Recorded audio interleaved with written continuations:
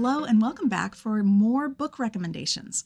This week I'm doing something a little bit different. Normally I show you my top 2 recommendations on each shelf for beginner, intermediate, and advanced readers of the Bible. This week I'm going to share with you my own books and articles that I've written on the book of Exodus, and I'm going to categorize them according to these shelves so that if you're interested in reading some of my work, you know where to get started. My name is Dr. Carmen Imes. I'm Associate Professor of Old Testament at Biola University's Talbot School of Theology. So obviously this video is not the best books on Exodus because I wrote all of the things I'm about to show you. So I'm not commenting on whether they're the best. I'm just showing you where they fit on the shelves, and I'm sharing them with all of you so you know where to find them. So the first thing I want to share is this little booklet that was just put out by Our Daily Bread called Encountering God in Exodus, the One Who is Present. They asked me to write 6 blog post length expositions of how we meet God in Exodus and how we find out what he's like. And they printed it up in these little booklets. I'm not actually sure how to get the booklet, but I'm going to put a link in the description below to the digital version of this, which is freely available on their website. So if you want to kind of journey through Exodus devotionally, this would be a good place to go.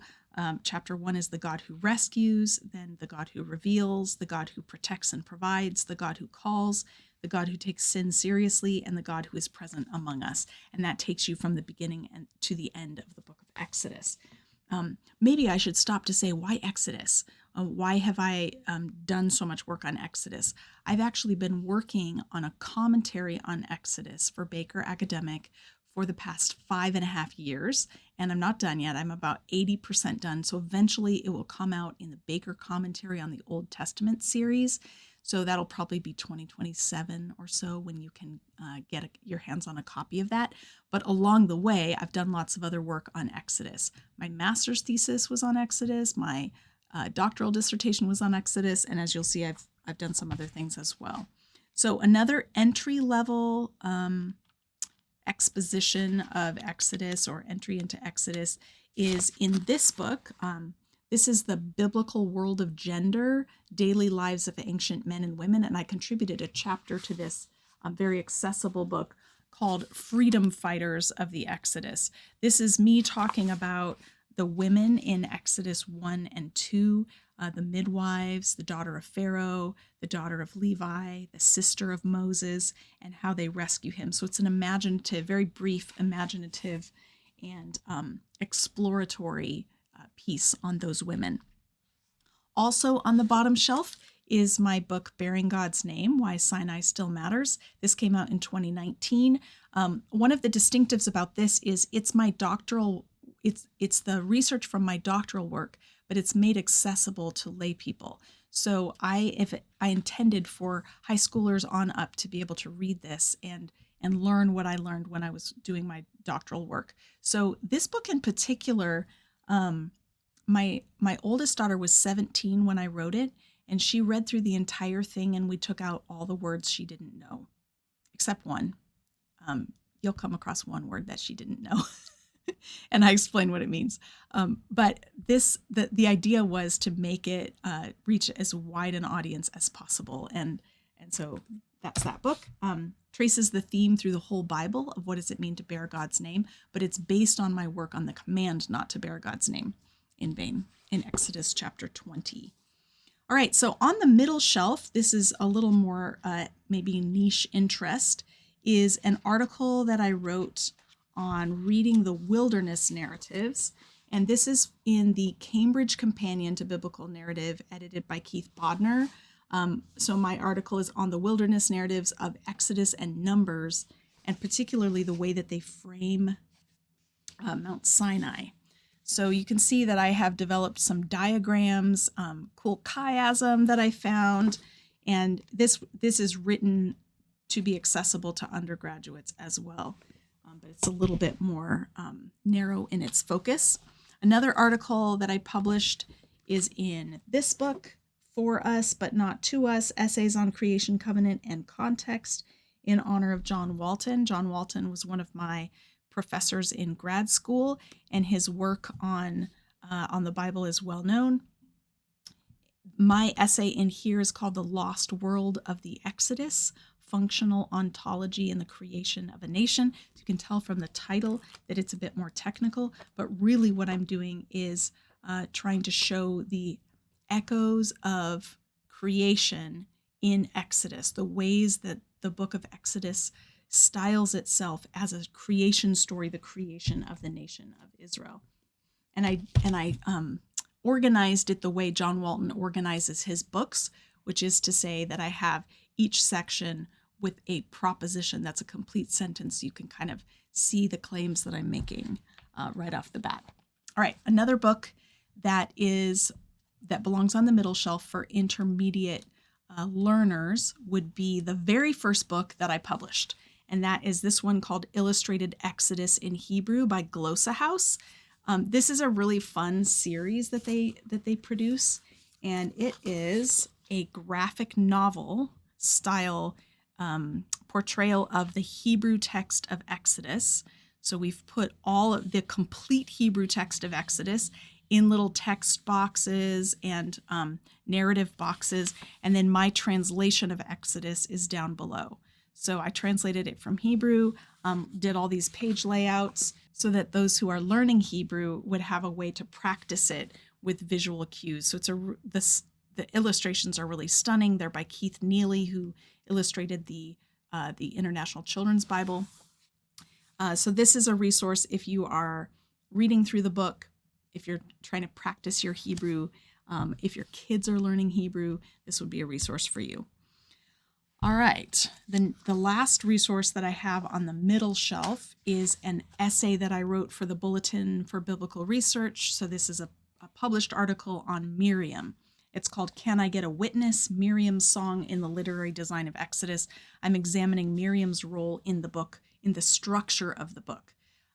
I think that she has a more significant role in the book than it has traditionally been realized or recognized.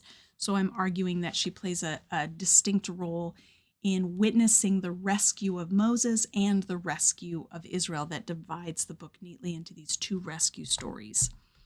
All right, on the top shelf, these are more advanced things, more technical pieces that I've done on the book of Exodus. Another one is also for Bulletin for Biblical Research.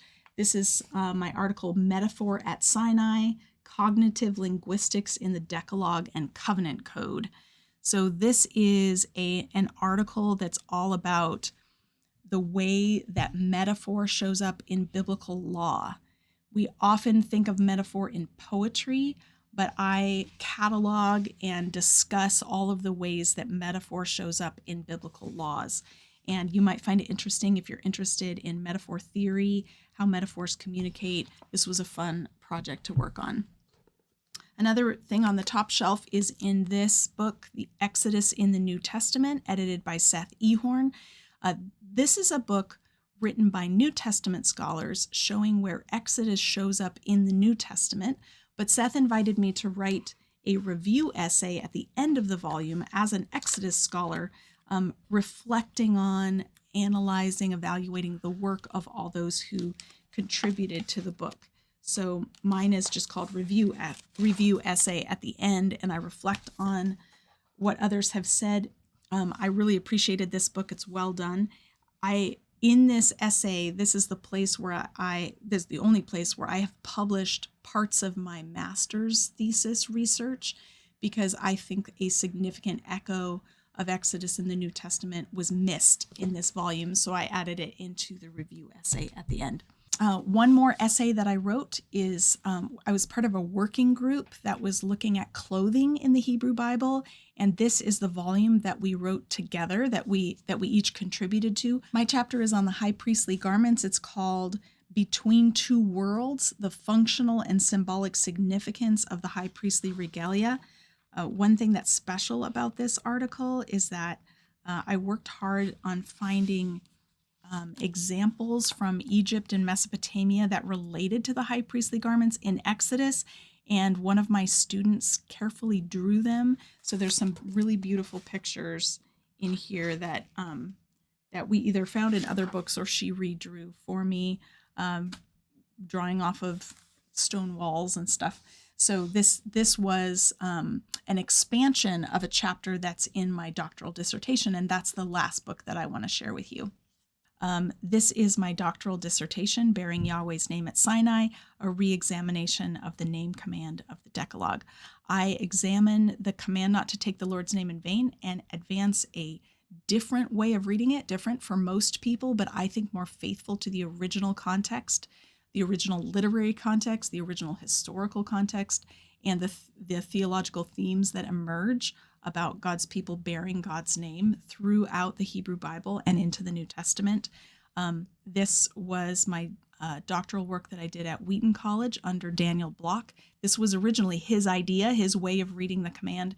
When he talked to me about it, I was captivated, thought this is compelling. I want to investigate it thoroughly. So I got into metaphor theory, which is why I did that other article about metaphor and biblical law. This was a really enriching project for me. And I hope that it's helpful for you. My husband's grandma bought a copy of this book and got really mad because she couldn't understand it. She said, "Carmen, I knew I wouldn't be able to understand the Hebrew, but you didn't tell me I wasn't going to be able to understand the English." So this is very technical. It's not written for a wide audience. That's why I took the research and represented it in a form that wider audiences can read. But this is available from Penn State University Press. All right, so now you've had a little taste of what I've been up to for the past decade. These are lots of different ways of looking at the richness of the book of Exodus. I'm not tired of Exodus. I think it's the best book in the Bible, and it's been a joy to spend so many years investigating it.